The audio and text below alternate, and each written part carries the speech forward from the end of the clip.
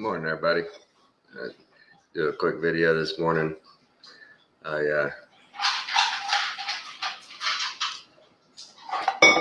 been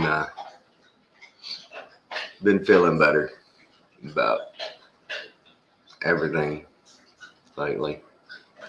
Didn't do any videos there for a while, but everything's looking up. Not too bad. We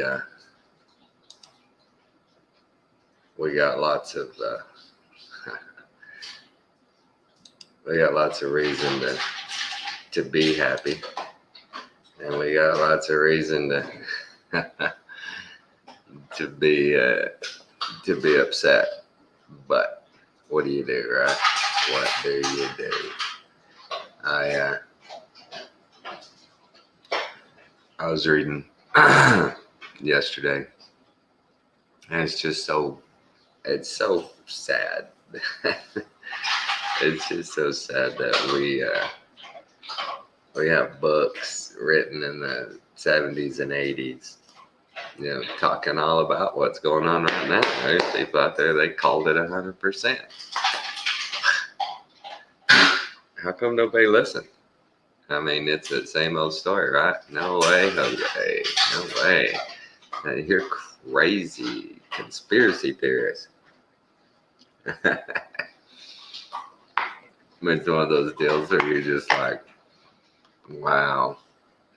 Well, when the book came out, you're like, people were like, oh no, forget it. That's, whatever. Government wouldn't do that. Well, proved us wrong, didn't they? Proved us way wrong. I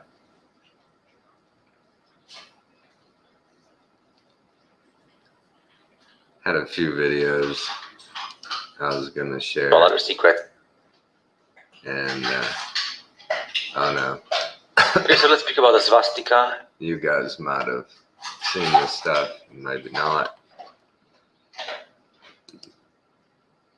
This is a quick one.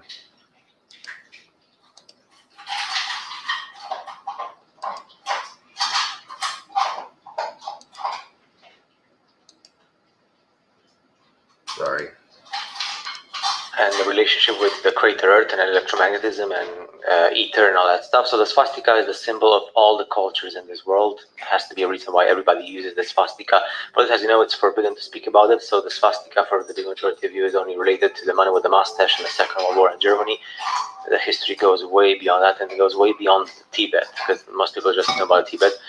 Pause the video and check out all the cultures and the nations and all that stuff. There has to be a reason why all human beings with different cultures and languages and stuff, they use the same stuff. So let's see more interesting things that will blow your mind and stuff. So this has been represented on coins and stones and jewelry and clothing and everything. So it's highly important for humanity, this symbol.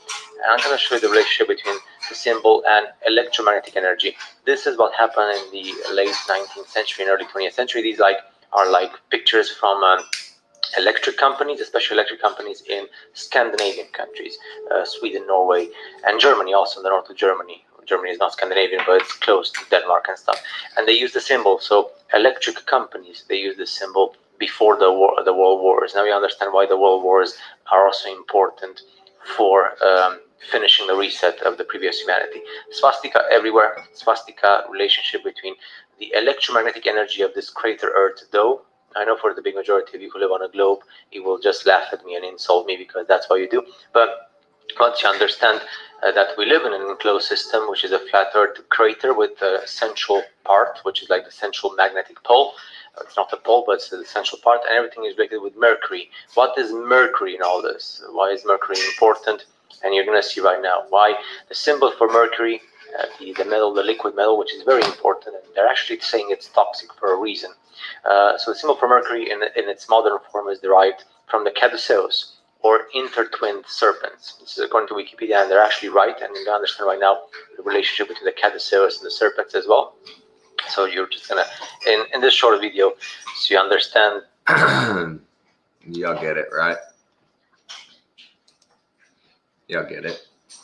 it's another one of those things that why why did we let the narrative get spun that way? Why did we let a symbol that has everything to do with life and good vibration and energy, and let it become the opposite? It's weird, right? I better put the link in. I think Alan's gonna come on. He's got a few things he wanted to share since his channel's been down. I have not been feeling like doing shows, and I completely, and I feel bad, Alan, that I hadn't been doing shows so you could get on and do some stuff. Sorry, dude. And the local vibe for me, I don't know about y'all. I don't know what y'all's local vibe is. There's Alan. Put your clothes on, Alan, before you get behind the camera. Good Lord. Yeah, looking like one of those rock stars from the '80s that Dennis Miller used to do on Saturday Night Live. You know, flip his So hair. little hair, man. Oh, I'm ready to do the news now. You know, Right. I was saying about your local vibe. When I go in the grocery stores and stuff around here, and then it has been for me since I got here. I don't know about Alan, but it's just a negative vibe around here. Just I don't care for it. What do you say, Alan? at least I just don't know what it's like in the rest of the United States, because you know, here in Texas, most people don't wear masks. You still see them, but then you hear on the news, it's like, in the other states, do people really have to show an ID before they go, you know, or I don't get it. I mean, because it's so different here about the way you read about it and the way as far as the negative vibe of this area, yeah, I get that. But you still don't see people, wearing 2 masks at a time and stuff like that. Right. But and on that note, I think the negative vibe is because people are sick of this. They're just sick of it, and everybody's just kind of, we're over this, And in our area, we see that, like you're saying, we see that on the news about in New York. Where's your vaccine ID? You can't go eat. You see people getting in fights, in restaurants over over asking for a vaccine ID. Did you see? You saw that one, didn't you, Alan? I thought somebody got shot. You can't buy it here, so they shot them. But didn't you see that one with the black females? And I heard later on that the black females were supposedly from Texas, and so when they got asked for a vaccine ID, they took it as a racist attack and started a big brouhaha. And I haven't heard a follow up on that. But the whole idea of New York City and the vaccine, and only people that got upset were from Texas. Right. Really, those are the only people, and they started a fight. Okay, I see your narrative now. It's sad. They got something going on, and they are. I mean, they got to feel like they're winning. Like something. I don't know how to explain it, but it's when you see the news, and well, we know the news is propaganda for the most part, because we're not seeing that in our area. That's just that's all we can go on. We're not seeing it in our area. So what do? You turn on the news, and oh my God, everywhere. I'm looking for this video that Alan and I watched yesterday. Where is it? It's Nicholson 1968, where he goes over all the CDC stats, all their own numbers about all the hospitals and the beds that are in use and the percentage of beds being used. And it's like, wait a minute, that's way off. That's way off. Is this it right here? Oh, I think this is it. I think this is it. Let me double check it. That Nashville scraping that bowl is making a lot of noise. That's Fred eating. That's Fred, man. Freddy.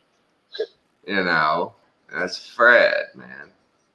Fred gets a little more excited than most people when he eats. Most dogs, they don't get that crazy on it. I'm looking for a video I watched yesterday that's going to tie in with what you just. I gotta quit watching so many videos. It's hard to go back and find them. Yeah, I know it. Well, then let's play this one. If I can't find it, I'll play this one. This one was pretty good. The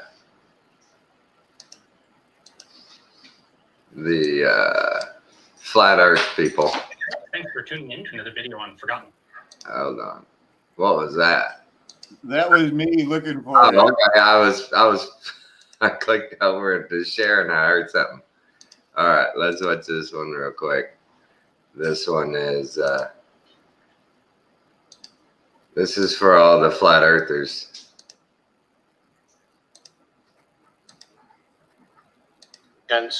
And found that the vaccinated group was actually 7 times more likely to get infected with COVID than the people who had gotten COVID naturally.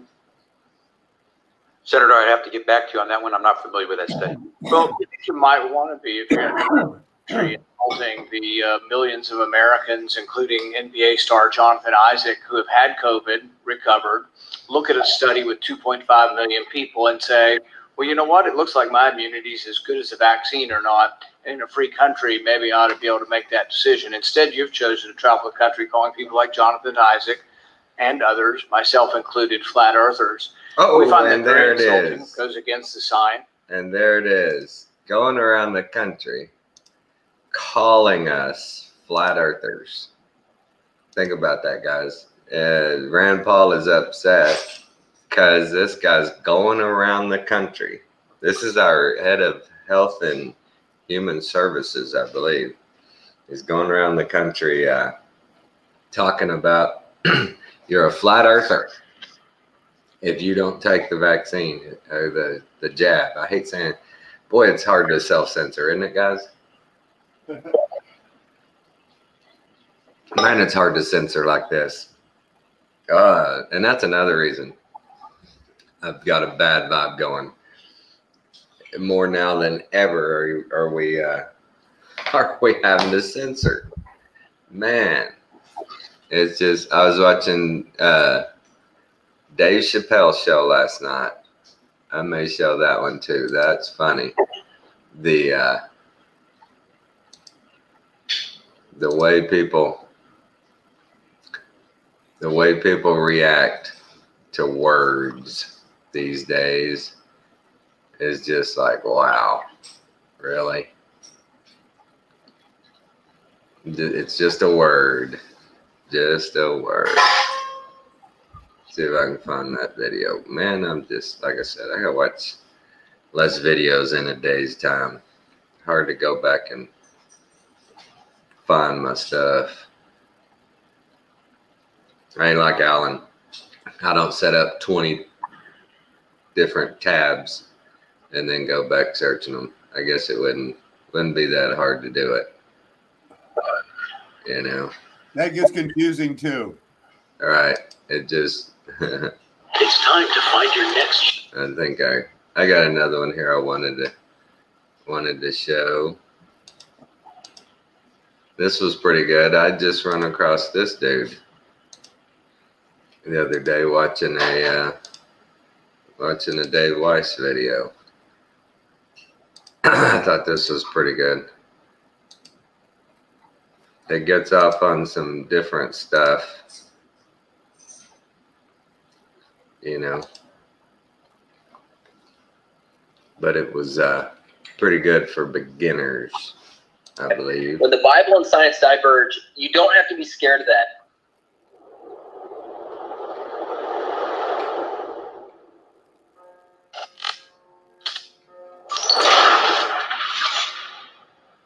When the Bible and science, when they diverge, which is often, it's almost all the time, when the Bible and science diverge, you don't have to be scared of that. What that means is there's an agenda behind the science, and it's typically to remove God from the equation. It's almost always that. Yeah, sure.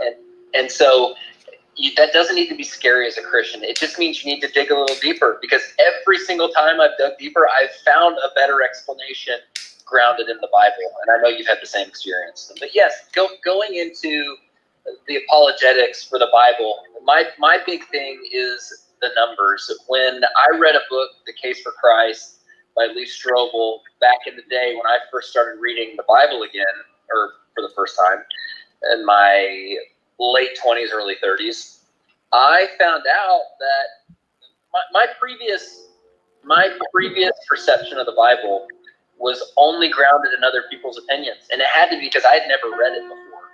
So I took the mainstream view of the Bible, just like a lot of people take the mainstream view of the solar system, which I also took.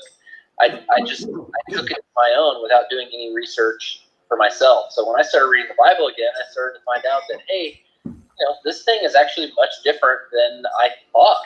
And so I started doing research into it. I started doing research into this notion of evolution, of us evolving from slime to where we are now, and found out, hey, there's no transitional species. Like they've never found one ever.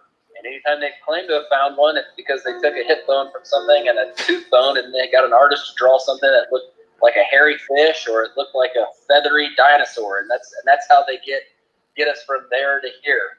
And nothing fit together. It was I started doing research and finding that, hey, there's Christian research organizations out there. There's Answers in Genesis out there. There's things with good explanations for how we got here, and they actually make more sense than the quote unquote scientific stuff, or the stuff that comes from scientism.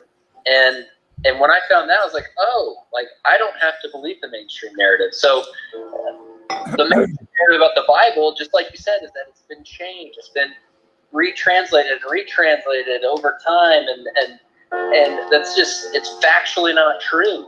There's so much evidence that the Bible we have now is the exact English version of the Bible we had 2,000 years ago.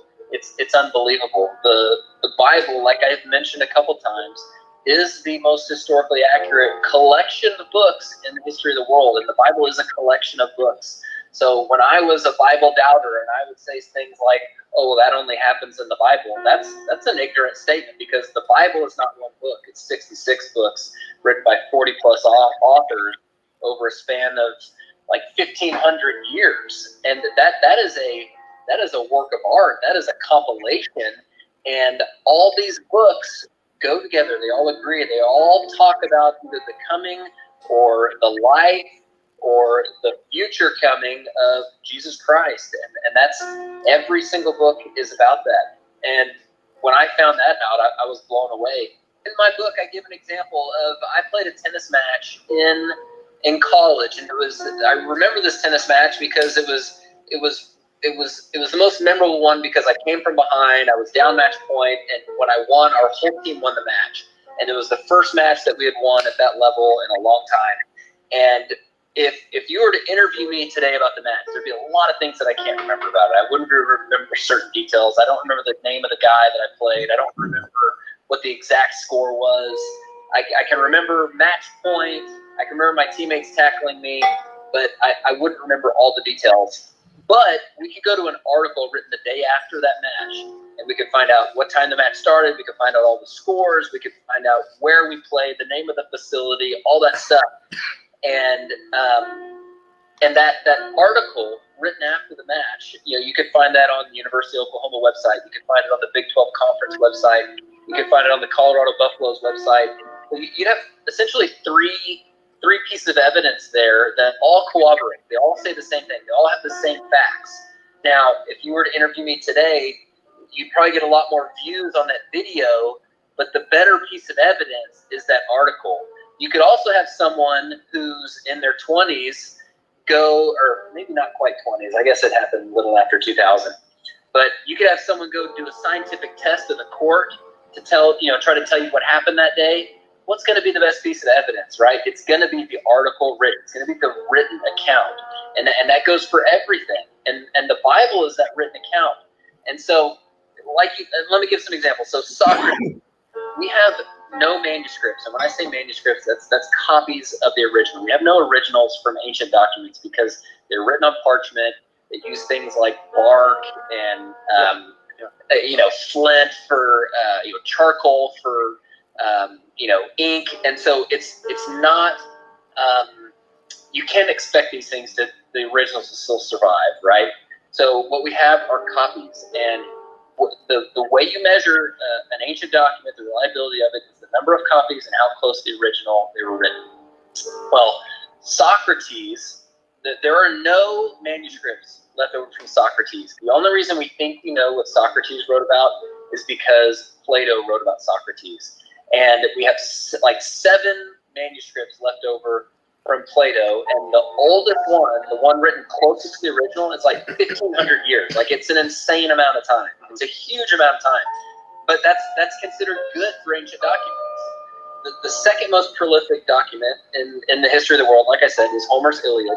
There's over 600 copies of manuscripts, and the closest one was written within 500 years of the original. And that's good.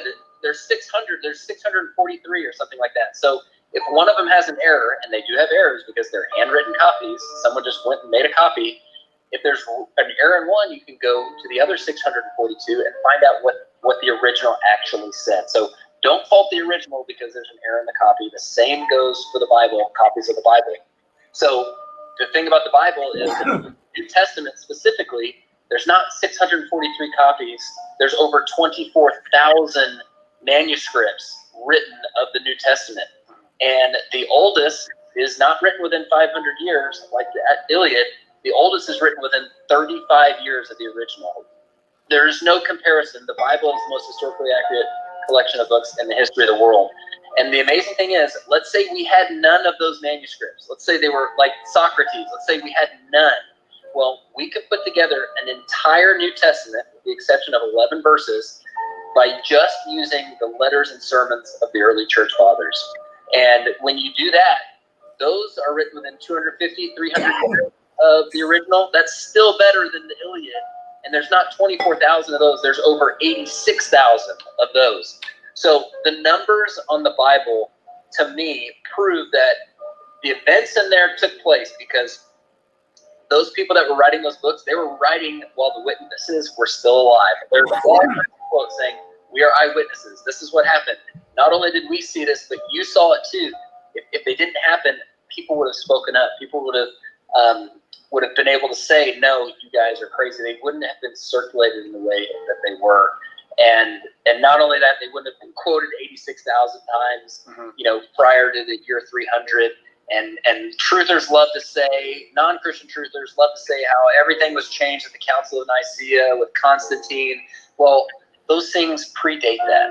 So they couldn't have changed it right there. They may have just, that was when they put together the canon. They decided which books were going in, but they couldn't have changed the books that they did put in.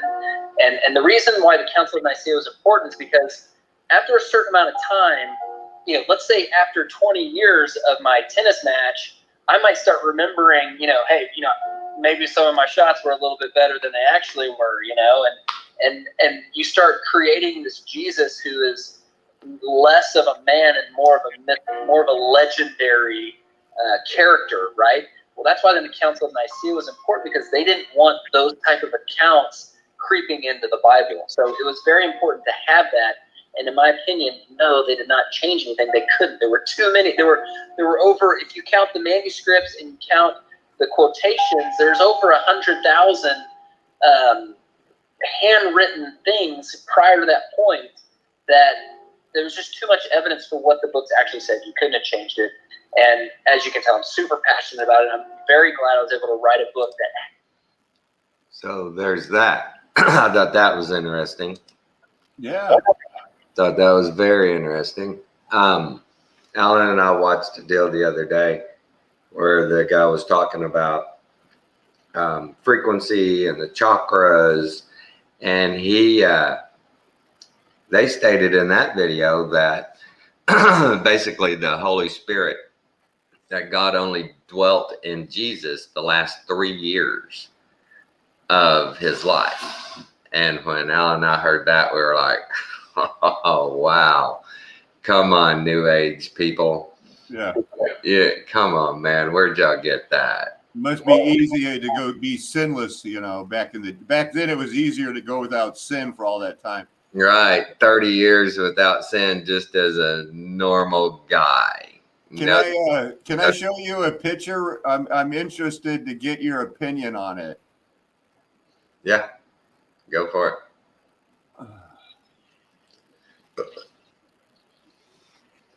If you can do it. Can you see that? Yep. Look at that. That looks like a swastika, doesn't it? For sure. Right. And then it has, this show, then it says Germany underneath it. Right. It looks like different workmanship, craftsmanship. The depth of the Germany letters and the width of them doesn't look the same as the ones on the top. You know what I mean? They definitely, it's like everything you track now. This is an old rifle from in between the wars. And so they know it's from Ethiopia. Right. But they don't, we don't have any idea how come it says Germany on it.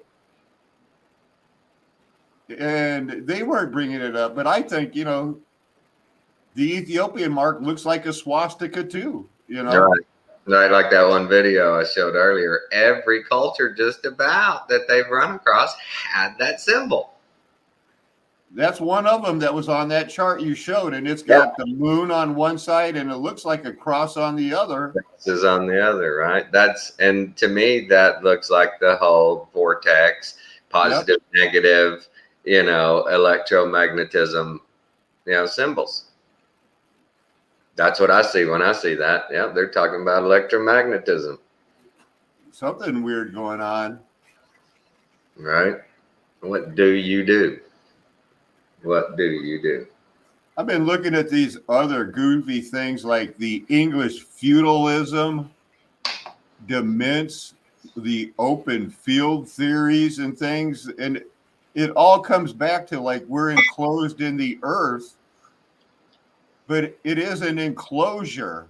And I find out that that's only been an English term that refers to the appropriation of waste, in quotes, or common land, in quotes, enclosing it, and by doing so, depriving commoners of their ancient rights and access and privilege.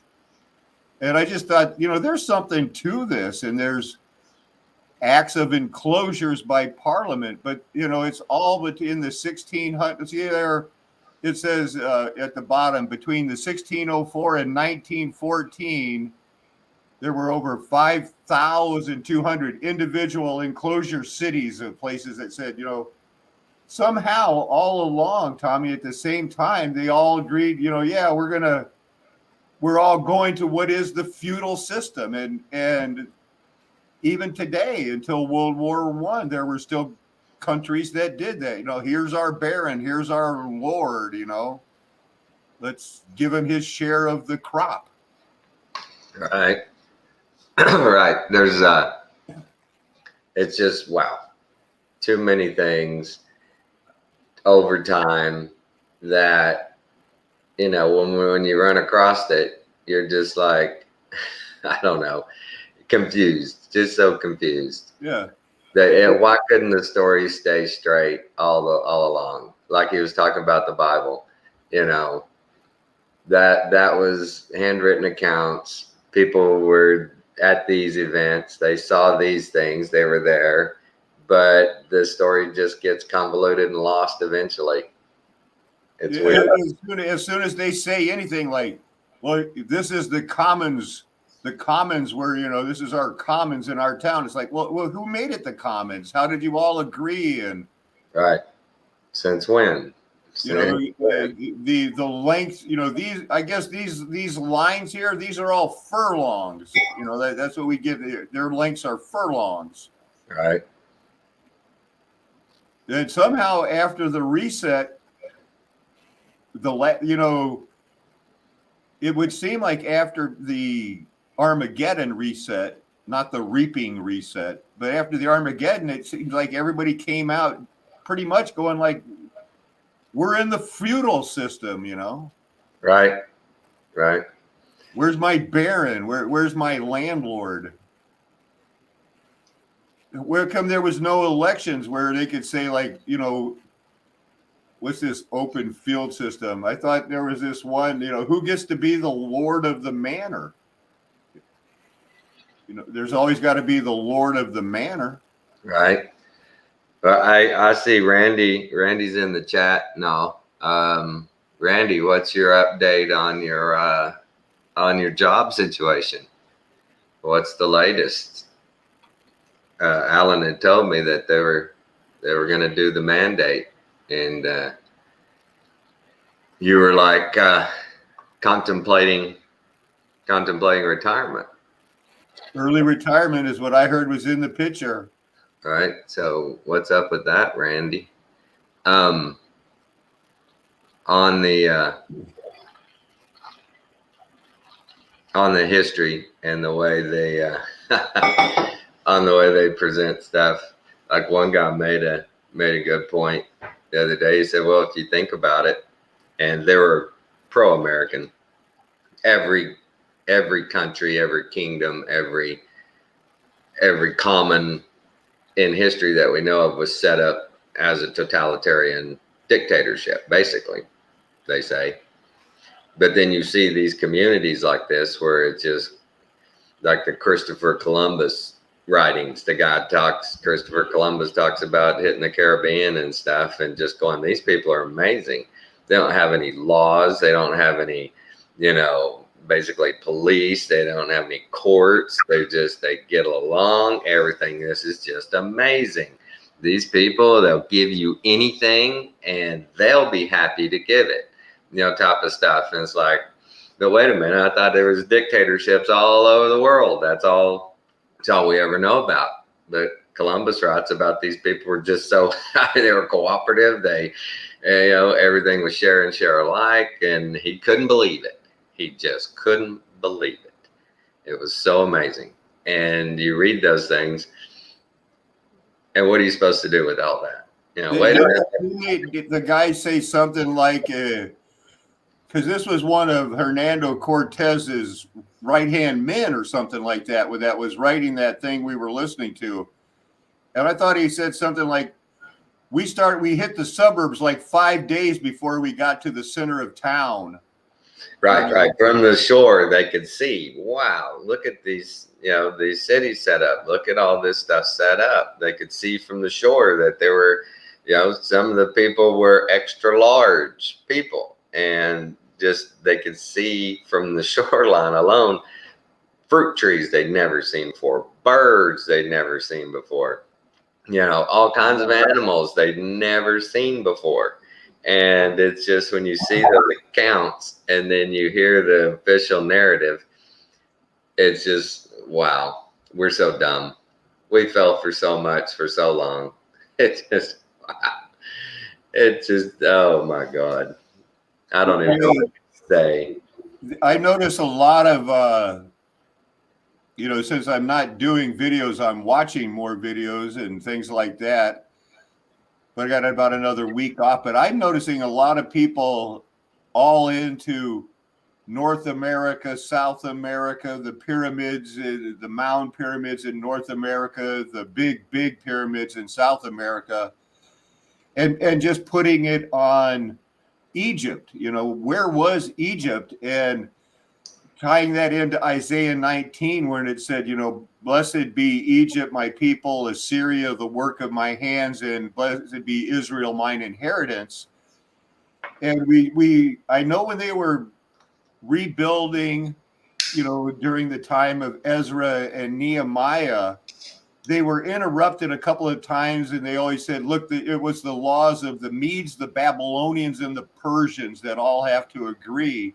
And I just wonder if the Medes, the Babylonians, and the Persians are just another way of saying, you know, it's Egypt, Assyria, and Israel, you know, or three different countries. You know, it doesn't seem, except for Xerxes and the guy that made the Ahura Mazda Zoroastrianism, that there ever was like a David just for a cup of coffee. They're a king of the kings, you know, they're the top of the kings, but there's always other kingdoms. It's like it's the world is too big for one king, except unless it's, you know, the real King Jesus. That's what I'm picking up. I don't know what's going on, but well, that one video that flat, what is it, a plain truth, that guy Plain Truth 13. They put in, you know, you talk about Egypt and everything, and boy, and more of these videos, I'm hearing more and more people talk about how America, our area, this area of the realm, was Egypt and was Jerusalem and all that. I just keep hearing that more and more and more.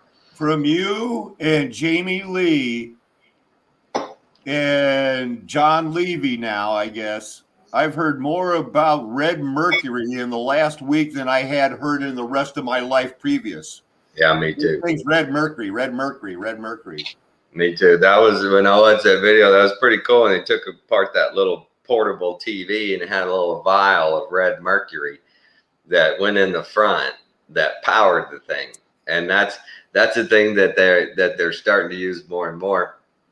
I told you, I think about this, Alan, back in, it was early 2000s, that air conditioning manufacturers went back to DC motors, and they had little control boards on them, and they went back to DC motors and everything. Oh, I remember the conversation. Yeah, and so they're talking about, well, you know, we're doing this because this is making them more efficient. You know, when you can regulate the power, you know, and use minimal power to run things, you know, this is all better. This is great.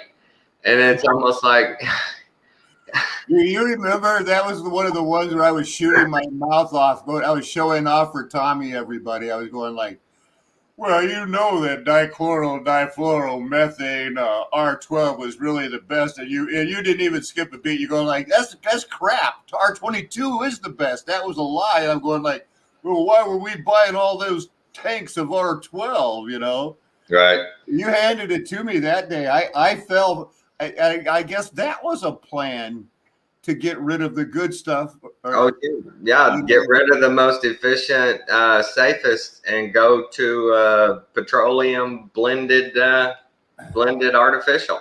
No, that conversation had a big impact on me, of knowing, just because once you buy into a lie, it seems like you're invested in it. I wanted it to be, you know, no, R22 sucks. Yeah, when they went after the chlorofluorocarbons, and I started looking up on chlorofluorocarbons, and the only information you could get about them was the hokum that they put out about, they think that the chlorine, when it's released in the atmosphere, goes up to one of our certain layers and helps to promote the acid rain and other stuff. But then, you know, there's no proof. No, that was the time. They just say they were worried that we were going to get a hole in our ozone. Yeah, you know. Oh no, not that. So George Bush passes all these EPA regulations, and overnight Freon went from about $13 a pound to $45 a pound. And my dad could not believe it when we went and got a reorder of Freon, and they'd gone from, you could buy a 30-pound drum for $80 to $350. Think about what you have to charge a customer now per pound, where you used to go charge their air conditioner with some Freon and it'd be $20, $20 for the Freon, and $50 for the service call, and now it's $180 for the Freon, and they're going, what the hell? Yeah, I know I would. I would have been going like, right. That forced people that had systems that had slow leaks on them. That had never been a problem before. If you couldn't find the leak, you can't fix it. But there were ones that had slow leaks, and you could recharge them once every year or two, and they were fine. But that forced people into, they can't afford that. Once, twice a year, it's time to buy a new system, and they buy a new system with this new gas and stuff in it, and they find out pretty quick that those prices are even worse for that stuff, for that blended 410A. It took the industry, my brother was saying, it took the industry a long time for people to realize that if a unit with that 410A leaks, you have to dump all the charge and restart. You can't just add gas on top because it's a blend, and there's 3 parts to it, and each one of them's heavier or lighter than the other. So they leak off at a different rate. So you can't just add gas. You have to dump every ounce of it. Why is everything got to be so hard? Clear the system and fully recharge it. And you think people are happy paying, $400 for a recharge of Freon? That ain't cool. That ain't cool at all. Not just a pound or two, a whole recharge, usually 8 to 10 pounds of liquid. It's crazy. And it was on purpose. They did it on purpose. There was no good reason to do any of that. Just like all of a sudden it has to do something with insurance money, because they did the same thing with asbestos, and then they did the same thing with lead paint of like, oh, it's good, it's the best. Oh, it's the worst. We got to get rid of it. I remember as a kid riding in the back of my dad's work truck, going to football practice with like 6 other kids in the back. And somebody was sitting on a 5-gallon drum that was full of asbestos materials. And he had his bucket of plaster right there beside it, that when he had to insulate boiler lines, he had all his stuff there, mix up his paste and mix up his muck and wrap his pipe and, slap on the plaster and all that. And we just, kids sitting back there, a bucket full of, asbestos, no big deal. Nobody thought twice. No, it is, asbestos is not, it's one of those things too, that, if you're going to get asbestos, the cancer that it supposedly causes, you're a genetic mark, that your lungs, are prone to that. Nobody would work in if they were a carpenter, they wouldn't just have sawdust everywhere thick in the air without wearing a mask. And that's the same principle. Yeah, it's going to mess up your lungs if you just breathe in straight, whether it's asbestos or coal dust or whatever, corn dust or anything. It's all, things you have to be careful with. But asbestos, Chalcedony, I believe it's from, is one of the rocks that was in Aaron's ephod. It's a chrysolite. That's what it is, chrysolite. Right. Well, it's getting close to an hour. Kathy said here about 7, she wanted to go start doing rat killing, going to Home Depot and stuff. So if you've got a couple of things you want to share before we go, or we'll just wrap it up. Well, let me share and walk down a little bit, see what I have open. That way I can get some of these screens off of. You're freezing. You're freezing. And you're frozen. Is that a sign, folks? That may be a sign. Okay, guys. Appreciate y'all watching. Same thing as always. Good vibrations. Love you all. Discernment. And y'all